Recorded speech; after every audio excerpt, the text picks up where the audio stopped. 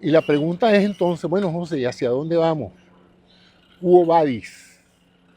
Bueno, esa es una gran pregunta, porque toda la gente que está viendo esto, no se necesita ser un genio para darse cuenta de que esto va a quitarle el empleo a mucha gente que vive de esto. La última que vi es un agente que se está empezando a usar en radiología. La radiología es una especialidad médica muy interesante, muy bella. A mí me parece bella porque se trata de leer imágenes. Y leer siempre genera conocimiento. Y imágenes es mi especialidad. He dedicado muchos años de estudio a ver cómo se forma una imagen, en particular cómo se forma una imagen digital, cómo se procesa, cómo se almacena. ¿Verdad? Procesamiento digital de las imágenes. Ese ha sido el centro de mi actividad profesional en los últimos 30 años. Y la radiología, pues, ha pasado a ser una especialidad vital para la medicina. En una época era un complemento, cuando era la radiología simple. Los diagnósticos eran casi todos clínicos y paraclínicos químicos o bacteriológicos, pero la parte de imágenes era tecnológicamente difícil, pues. No en todas partes del mundo había un aparato de rayos X. Y aunque lo hubiera, tampoco la calidad de los rayos X eran así como que uno podía sentirse sumamente confiado de que lo que estaba viendo era real. De tal manera, pues, que la radiología era prometedora, pero no era tan necesaria. Usted podía tratar una neumonía sin una radiografía de tórax, ocultando y tratando de llevar al paciente. Porque, bueno, pues no en todas partes donde hay una neumonía hay un aparato de rayos X o un radiólogo que sepa leer las imágenes. Pero con el desarrollo de la ingeniería biomédica y el desarrollo de la ingeniería médica de aparatos, la radiología creció y hoy por hoy está la radiología digital, la tomografía axial computada, la resonancia magnética, la tomografía axial, la tomografía por positrones, etc. Una cantidad de modalidades, como se le llaman, algunas radiológicas y otras no radiológicas, como el ultrasonido y la resonancia magnética, que no usan rayos X. Pues. Lo cierto es que el ser humano en esa ecuación era esencial, que el aparato como tal, por muy buena resolución que tuviera, entendiendo por resolución vamos a usar la palabra claridad de la imagen, que la imagen fuera clara y educativa de lo que estaba pasando. Eso es lo que nosotros en radiología llamamos resolución de la imagen, la capacidad de resolver estructuras que están allí, pero que pueden no verse o sí verse, ¿no? Y que pueden verse en una dirección y no verse en la otra. Y que pueden verse con una técnica y no verse en otra técnica. Bueno, como dice en inglés, I digress. Me gusta esa palabra, porque yo siempre digress. Siempre me voy por las ramas. Bueno, el asunto entonces es que un factor esencial en la efectividad de un servicio de imágenes, de diagnóstico por imagen, era la figura del radiólogo, del imagenólogo, como se le empezó a llamar entonces. Porque esa era la persona cuyo trabajo era ver imágenes todo el día. Y al ver imágenes todo el día de diversas patologías, se tiene más experiencia leyendo imágenes que el clínico que las lee cuando son necesarias para un caso en particular, ¿no? Entonces, un neumonólogo verá 2 tomografías, 3 tomografías al día. Un radiólogo ve 30 tomografías de tórax al día, ¿no? Entonces, evidentemente, la experiencia y la identificación no solamente de patología de pulmón, sino de cualquier otra cosa que haya en la imagen, es mucho más confiable de alguien que ve tantas imágenes y cuyo trabajo es solamente ese, y asociarlo pues con la clínica, que la de un clínico cuyo trabajo es más bien prestarle atención en la clínica y servir como una suerte de compensación ante el diagnóstico por imágenes, porque hay veces que las imágenes se equivocan perfectamente, o se equivoca el radiólogo, ¿no? Lo cierto entonces es que el radiólogo de los últimos 40 años, 50 años ha desarrollado una enorme capacidad de conocimiento técnico, manipulación del instrumento, esa es otra cosa, ¿no? La imagen no es automática, la imagen depende de la calidad del equipo y de la operación del equipo. Un buen equipo, mal operado, da malas imágenes que no resuelven los casos, ¿no? Entonces, un buen servicio radiológico requiere un equipo de última generación, requiere un radiólogo que sepa usar el equipo y para qué sirve cada método y para qué sirve cada estrategia. Y por otro lado, un buen técnico radiólogo y una buena experiencia en medicina, porque si no sabe medicina, lo que está viendo le resultará chino. Bueno, el asunto es que esa figura se hizo importantísima y con la importancia del diagnóstico por imágenes en medicina, los radiólogos pasaron de ser una especialidad no muy bien reconocida a ser una especialidad muy solicitada para los servicios modernos de medicina, porque se necesitaban cada vez más radiólogos, porque si tú pides cada vez más estudios, ¿quién va a ver todo ese pocotón de estudios? Y cada estudio generaba muchas más imágenes que en el pasado. Entonces, bueno, era una avalancha de imágenes y una avalancha de casos.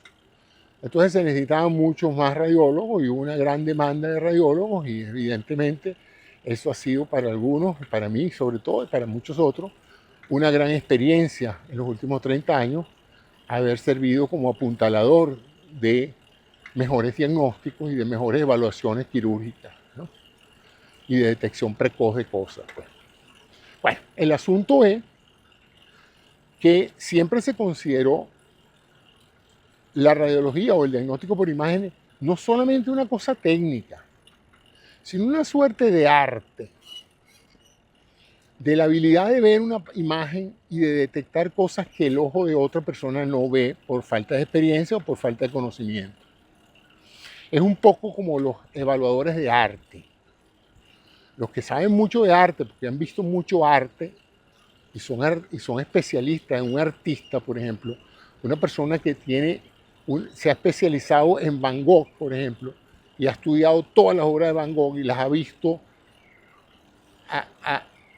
de cerca y de lejos y las ha analizado, etc., puede perfectamente saber si una obra de arte está adulterada, es falsa o es verdaderamente un Van Gogh. Por lo menos eso es lo que me han dicho, yo como de eso no sé, pero sí sé que para eso es que llaman a expertos de arte, para que verifiquen si una obra es real o es una imitación. Entonces, algo tienen que tener estos expertos que les permite ver lo que no ve el ojo del ignorante, que ve una obra y mira, sí, me parece que eso es de Van Gogh. Bueno, pero no es de Van Gogh porque hay algo aquí en esto que no cuadra. Así es la radiología. Los radiólogos veteranos, pues muy especialistas, la radiología se tuvo que especializar. Entonces había radiólogos, neuroradiólogos, que se encargaban solamente del sistema nervioso. Había radiólogos musculoesqueléticos, había radiólogos abdominales, había ecografía obstétrica, solamente dedicada a la obstetricia. Entonces cada uno, ¿por qué? Porque en la medida en que tú te concentres más, con más profundidad, en menos territorio, tú adquieres mayor experticia, ¿no?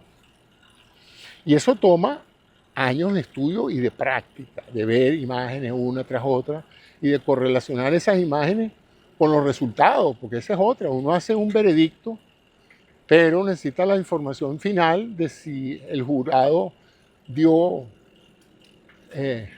culpable o inocente, ¿no? Si uno dice, ahí hay un tumor, uno necesita saber si realmente el tumor existió y lo sacaron, o si cuando el cirujano abrió no había ningún tumor, ¿no? Era un tumor imaginario, un tumor virtual. Entonces, bueno, ese es el ambiente en que se estaba ejerciendo esa especialidad, ¿no? Y siempre se dijo, cuando empezaron a salir los sistemas de inteligencia artificial aplicados a las imágenes, uno se preguntaba, uno que sabe la dificultad que tiene eso, porque cualquier sombra, cualquier detallito en la imagen puede o no puede significar algo importante para el diagnóstico, ¿no? Y entonces cuando empezaron a salir esos sistemas que asistían al radiólogo, uno se preguntaba, ¿será que algún día estos sistemas van a ser lo suficientemente inteligentes para leer la imagen sin que nosotros tengamos que hacerlo, o sea, nos van a reemplazar. ¿Eh? Bueno, aparentemente para allá vamos, ¿no?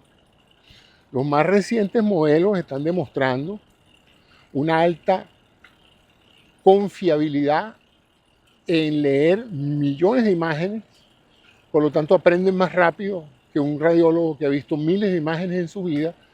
Estos radiólogos digitales han visto millones de imágenes en su corta vida, ¿no? Lo cual le permite, la clave del diagnóstico en una imagen es el reconocimiento de un patrón patológico.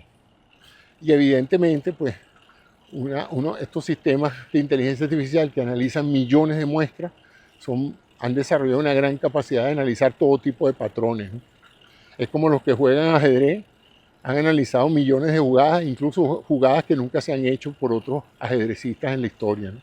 Entonces estas inteligencias artificiales están por empezar a llegar al mercado laboral de la radiología y ya no a ayudar al radiólogo. Todavía están un poquito tuteladas, ¿no? Todavía se le pide al radiólogo que el resultado final que produce la inteligencia artificial lo verifique él y diga si realmente se ajusta a un diagnóstico correcto.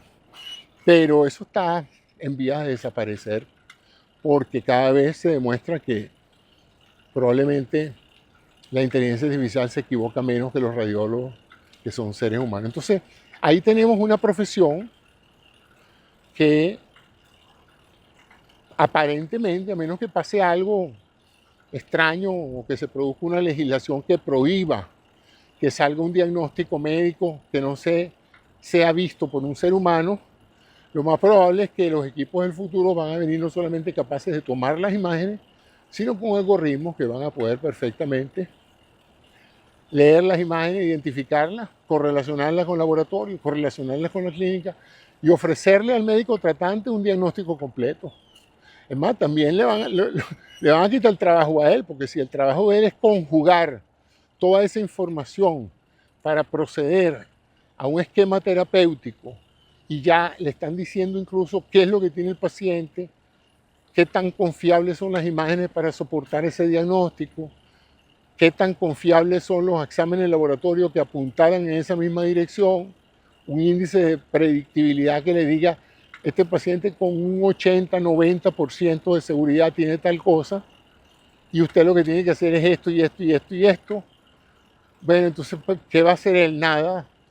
Va a tener que hacer lo que dice la computadora, porque la computadora probablemente ya hizo por él el trabajo que él tenía que hacer de conjugar, de ponderar todos los resultados. Entonces estamos hablando de una revolución, y fíjense que les estoy hablando nada más del área de la salud, que es la que conozco, pero eso va a pasar en todas las áreas. Entonces hay terribles pronósticos de lo que va a venir, que es un mundo donde mucha gente va a tener que reinventarse y buscar nuevas formas de producción de dinero para poder vivir, porque lo que han aprendido con años de educación y de experiencia va a ser sustituido por algoritmos y cada vez se hace más evidente que los grupos económicos que controlan estos algoritmos son muy pocos. O sea que el enorme poder que van a tener las corporaciones que manejen esto va a ser incluso superior al poder que tienen los estados. Primero porque son compañías demasiado ricas cuyo capital y cash efectivo supera los presupuestos de muchos países, ¿no? O sea que son compañías más poderosas, son compañías de $1 trillón. Muchos países, la gran mayoría de los países del mundo no tienen $1 trillón de economías, ¿no?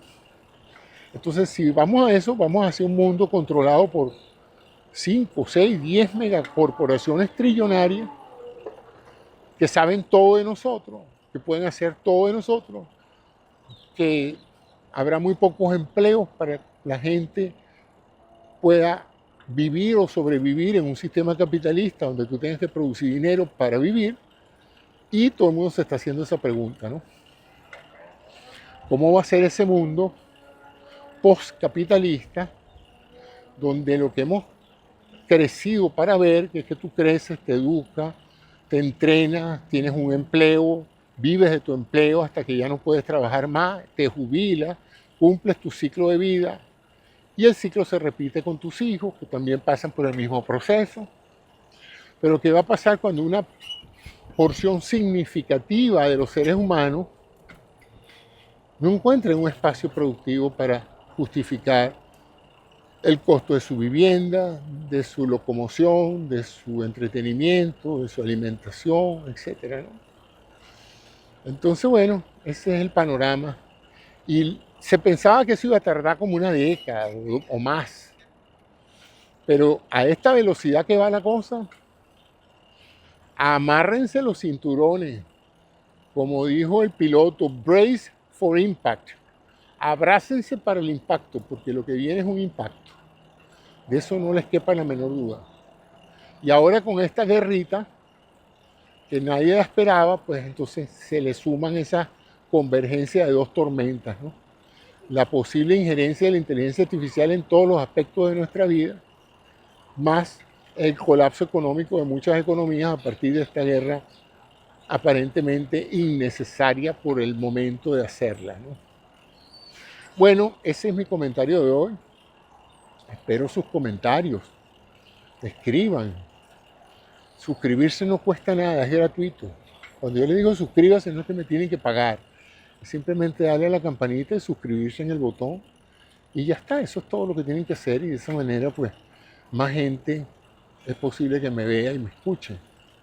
Yo también hago unos programas, además de estos, complementarios, a través de la inteligencia artificial. Me ayudo con ella. O sea que ustedes verán este tema tratado por mí enteramente para que vean que todavía hay un ser pensante detrás de lo que yo produzco.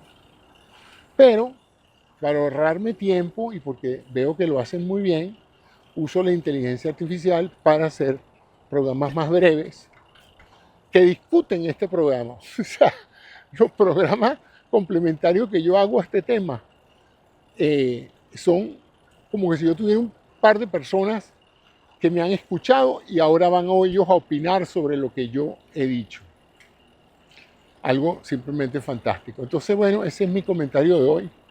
Me pasé del tiempo, 1 hora y 11 minutos. Yo no tengo recuperación alguna. Yo cada vez estoy más disfrutando de lo que hago aquí. Por eso es que tardo tanto y por eso es que mientras sienta que tenga algo que decir, lo digo. Aunque me tome más tiempo. Yo no sé por qué todo el mundo en internet, en YouTube está apurado. La gente habla rápido, todo el mundo pareciera estar apurado como que si les estuvieran cobrando por minutos de grabación. Lo cual me parece absurdo, ¿no? No sé por qué. Yo siento que una de las grandes ventajas de YouTube es que uno puede hablar por horas si le da la gana. Yo muchas veces escucho programas de 2 horas y media. Asombroso, pero muy buenos programas, pues. Y hay gente que me dice, pero bueno, ¿por qué no pones imágenes de apoyo y cosas que no hagan tan fastidioso verte todo el tiempo hablando y pedaleando? Y le digo, bueno, por lo menos yo me estoy moviendo. Yo conozco programas de 2 horas que tienen una sintonía enorme y son dos personas hablando en la misma mesa. O sea que yo no entiendo por qué uno debe pensar que uno tiene que estar distrayendo al usuario, al televidente, cambiándole la imagen cada 4 segundos para que se mantenga despierto. Lo debería mantener despierto el interés en el tema. Si no le interesa, porque se duerma también. Eso es un efecto colateral positivo del programa. Si este programa lo ayuda a dormir mejor, amigo, perfectamente. Póngalo antes de dormirse, escuche lo que pueda y duerma tranquilo. Yo no tengo ningún problema. Entonces, yo sigo beneficiándome del trabajo intelectual de hacerlo y del trabajo físico de hacerlo haciendo ejercicio. Muchas gracias a todos por su atención y hasta el próximo programa. Buenas tardes. Chao. Stop recording.